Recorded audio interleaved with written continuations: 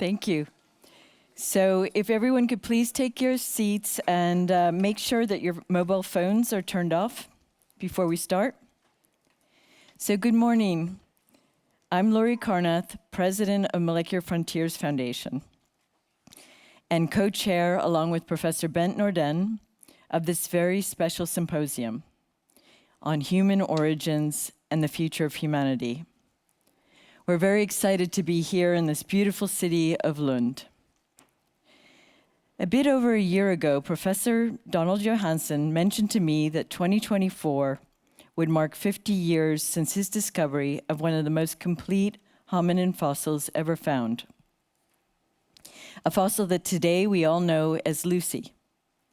At the time of the discovery, the enormous implications of the remains of a diminutive 3.2 million-year-old female buried within Hadar, Ethiopia's parched, crusty terrain were hard to conceive.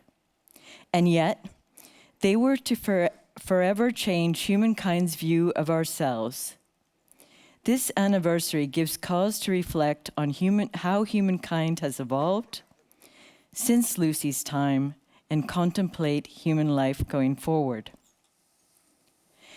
I'd like to start off the program, though, by thanking all of our distinguished speakers, many who have traveled great distances to be here today, as well as our very generous partners, the Royal Physiographic Society and Lund University, who, along with Molecular Frontiers, are the hosts of this program. We'd also like to thank Next Breath as the organizing group, Xavier Masson and Gerald Rojak. And we'd like to thank the program sponsors, again, the Royal Physiographic Society, Lund University, Ferring Pharmaceuticals, Frederick Paulsen and Thomas Larsen, Alico, Peregrine Holdings, Chanel Ehlers, and Robert Rothermond, Berkeley Global Scientific Institute, the Explorers Museum, World Scientific, and Jason Learning, who are live streaming the program today. I'd like to say thank you to all of our live viewers as well. On stage, we have a time capsule that you'll hear a little bit more about at the lunch break. I'm also going to ask you to please reserve your questions for during the panel discussions, and I'm sure there'll be many. Besides those that I've mentioned, there are many others who I should thank, but I'll do that along the course of the program. For sure, we have an amazing 2 days ahead of us. So, as the sign says, sit back, get ready to explore the past, and let's find out how we can work together to forge our futures, the future of humankind. To open the program, we're going to have Professor Erik Renstrom, the Vice Chancellor of Lund University, who will shortly provide the welcome address. I'd like to also thank others at Lund University who have helped us, Sven Ledin, John Conlin, and Olivier Jäger from the amazing tech team. Professor Renstrom is a physician by training and a professor of endocrinology. He has broad experience in academia, healthcare, and business. But before he says a few words, my co-chair, Bengt Norden, who is the founder of Molecular Frontiers Foundation almost 20 years ago, will say a few words. Welcome, Bengt.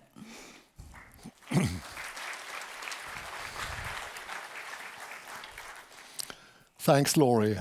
I'm not alone founder. Lorie is also a founder, and we have two more founders in the audience. Shu Guangsang, you are here? Stand up. And Magdalena Eriksson, here. So I think we should begin by giving them a hand, because without them, you wouldn't be here today.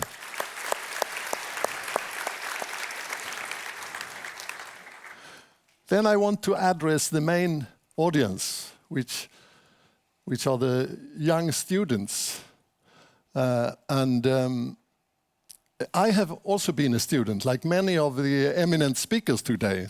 You might not think so, but exactly 60 years ago today, at this moment, I was answering questions at my student examination. That was a harsh time. You may ask, why so early, April, studentexamen? Well, the reason is that most of the referees, that's called censorer, they came from my school, which is here in Lund, Katedralskolan. Are there people from Katedralskolan here? Yeah?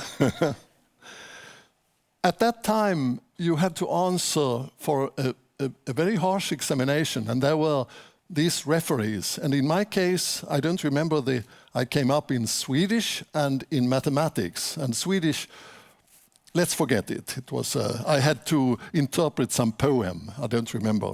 But the mathematics, I came up on differential equations, and this is something I happen to know. It was outside the curriculum, but I did it very elegant, and I felt very proud of myself when I made the final line on the blackboard.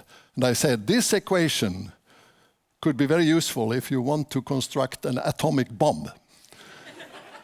And I looked at the referee. The referee was one of the three-star generals in Sweden. And my mathematics teacher said that was not necessary. But I have it in very fresh memory. So I just wish you a pleasure. I want you to enjoy the talks. I can't promise you how big percentage you will understand. I remember when I, as a young student, heard my first scientific talks, I understood maybe 5%. I hope you will understand a little more, and you should not be shy. If you have questions and if you think they are stupid, that's even more important. You should ask the questions. So, and what about the speakers? Of course, we are very thankful to the speakers. We know each other. They are almost in my age, and we are like a team. I feel sometimes, since many of you come again, you come back, like a traveling circus company. So, we are very thankful to you. But the hand I want to propose is for the young people. Welcome.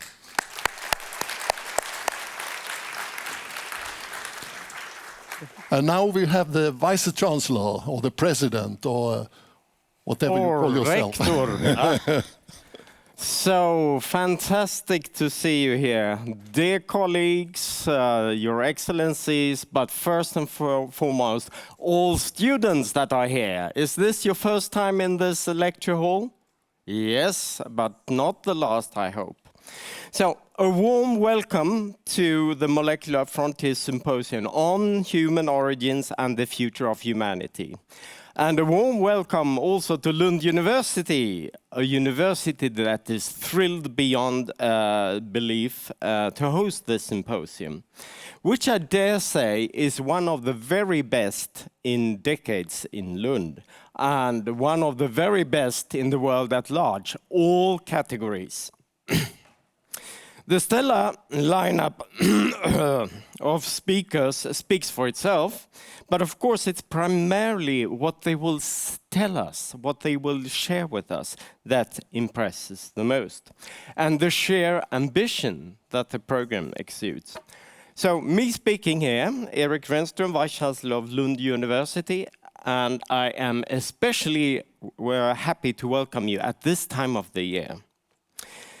This time of the year, spring is on its way, and the nature is about to change to its most verdant green. Spring is the season that best symbolizes what Lund University aims for.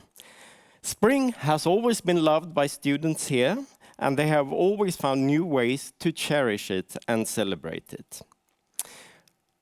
What makes spring such an exciting time is the mixture of confidence that history has taught us. Confidence that the warmth and the light will return, but also suspense. Suspense about what the future will be and what this summer will be like. We never know in our part of the world. I believe I see exactly this mixture in the program. Through systematic and ingenious work, we can better understand how we ourselves came to be and why humanity has become the way it is. Thanks to that, we have been given the tools to predict what our own future and the future of humanity might look like, but we can never be completely sure. One of the finest things that science has taught me is the ability to be safe and feel safe in my own doubt. Scientific doubt is based on knowledge. Knowledge gives the self-confidence to dare to admit that we may be wrong, which stands in stark contrast to the ignorance-induced absence of ideas or ignorance-induced overdue certainty. Both parts, I mean, we see a painful too much about in the general debate today. But what joy then to look forward to 2 days when that will be a pure anti-serum against a sometimes tiring contemporary world. What we are about to hear isn't just a cavalcade of top-notch scientific achievements and advances from some of the sharpest brains that academia can produce. It is also a manifestation of what the scientific approach can bring to the world. By humbly piecing together every bit of knowledge and looking at our own collective work, we can produce faith in the future and a picture of what the future of humanity will be like, although we can never be completely sure. I wish you all 2 wonderful days. Cherish them, enjoy them, and keep them as a very special memory. Warm welcome.